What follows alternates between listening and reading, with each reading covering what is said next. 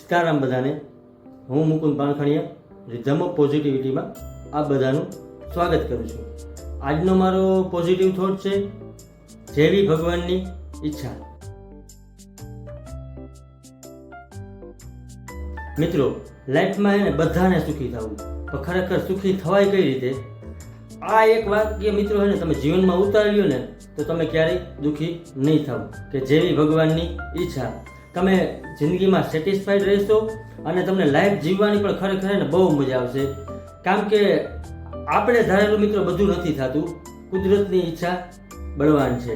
એટલે હંમેશા આપણે કુદરત જે નિર્ણય લઈએ ને એમાં આપણે રાજી રહેવાનું, તેમાં જીવન જીવવાની ખરેખર મજા આવશે.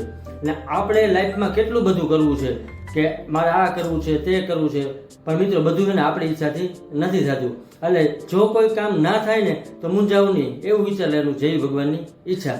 એટલે આવું વિચારવાથી જો આપણને હે ને ઘણી બધી તાકાત મળશે. ક્યાંક તમે વિચારજો કે કંઈ કામ ના થાય ને તો એવું વિચારો જેવું ભગવાનની ઈચ્છા, તમને અંદરથી ઘણી બધી તાકાત મળશે. અને કંઈ પણ લાઈફમાં મિત્રો આપણે કંઈ સારું કરીએ છીએ, કોઈને મદદ કરીએ છીએ, કોઈનું ભલું ઈચ્છીએ છીએ અને કોઈને હિંમત આપીએ છીએ, કોઈને ઈર્ષા નથી કરતા, આવું બધું જો કામ આપણે કરતા હોય ને તે ખરેખર આપણે નથી કરતા. કારણ કે ભગવાન આપણને એવા હે ને વિચાર આપે છે, ત્યારે આપણે આવું બધું કરી શકીએ છીએ. તો હે ને ત્યારે ભગવાનને હે ને થેન્ક યુ કહેવાનું અને ભગવાન આવા સારા કાર્ય હું કરતો રહું ને એવી મને તાકાત આપજો, એવું પણ ભગવાનને કહેવાનું. કેમ કે ભગવાનની ઈચ્છા વિના પાંદડું પણ નથી હલતું, આવું આપણે સાંભળ્યું છે ને તે હકીકત છે કે એની ઈચ્છા હોય ને ત્યારે જ બધું થાય, ત્યાં સુધી કાંઈ ના થાય. અને બધી જગ્યાએ માણસોનું નથી હાલતું મિત્રો. જ્યારે ઉપરવાળાની ઈચ્છા થાય ને ત્યારે બધું બદલાઈ જાય છે. એટલે આપણે ચિંતા કરવાની કાંઈ જરૂર નથી. અને જો આપણે ચિંતા કરશું ને તો ભગવાને બનાવેલી વ્યવસ્થા ઉપર એને આપણે વિશ્વાસ નથી એવું થાય. એટલે ચિંતા નહીં કરવાની, ઈશ્વર ઉપર વિશ્વાસ રાખવાનો કે તે જે કરશે ને તે સારું કરશે. ભગવાન ક્યાંક આપણને નથી આપતો ને તો એવું વિચારવું કે ભગવાન બધું આપણે માગીને નથી આપતો. કેમ કે આપણા માટે શું સારું છે અને શું સારું નથી તેને ખબર છે, પણ આપણને નથી.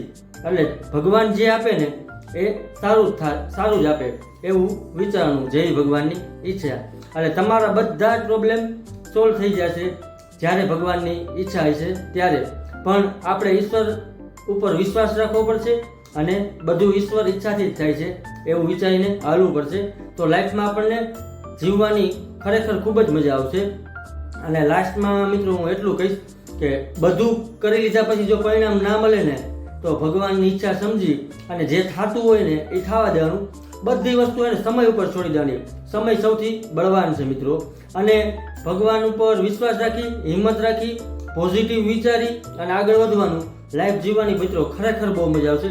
એકવાર તમે આનો ઉપયોગ કરી જો, લાઈફમાં ક્યારેય કંઈ કામ ના થાય ને તો જેવી ભગવાનની ઈચ્છા સમજીને આગળ વધો, ખરેખર તમને અંદરથી બહુ તાકાત મળશે. અને હંમેશા ખુશ રહેજો અને ખુશ રાખજો, એકબીજાને મદદ કરતા રહેજો, થાય એટલી કોઈને હિંમત આપજો. અને thank you all of you મને જોવા અને સાંભળવા બદલ. નેક્સ્ટ વિડીયોમાં બીજો હું સારો પોઝિટિવ થોટ લઈને આવું છું. મારા ઇન્સ્ટા અને એફબીના પેજને ફોલો અને શેર કરજો. મારી યુટ્યુબ ચેનલને લાઇક, શેર અને સબસ્ક્રાઈબ કરજો. અને મિત્રો વિડીયો કેવા લાગે છે એની કોમેન્ટ પણ કરજો, જેથી કરીને આપણે વધુમાં વધુ લોકો સુધી પોઝિટિવિટી સ્પ્રેડ કરી શકીએ. અને ગમે તે થાય લાઈફમાં જેવી ભગવાનની ઈચ્છા સમજીને હાલવાનું, જિંદગી જીવવાની ખૂબ જ મજા આવશે. Thank you all of you.